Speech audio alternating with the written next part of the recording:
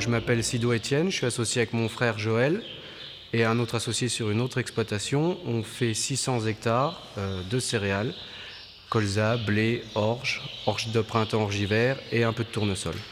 Alors ce qu'on attend d'une nouvelle solution de fongicide céréales aujourd'hui, c'est d'abord l'aspect économique, l'efficacité, le prix du produit, et puis bien sûr que ça respecte l'environnement du mieux que ça peut.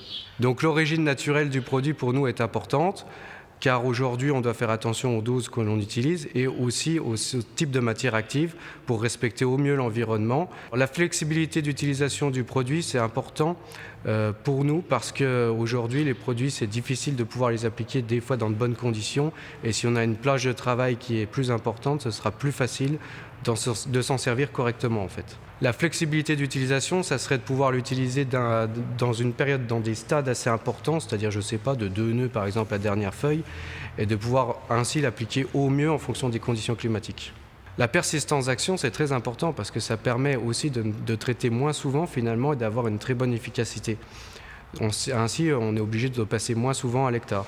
Alors les résistances en gestion pour les fongicides, on a notamment avec la septoriose, on a pas mal de problèmes, et c'est vrai qu'aujourd'hui alterner les matières actives, c'est quelque chose d'important et qui doit se faire de plus en plus.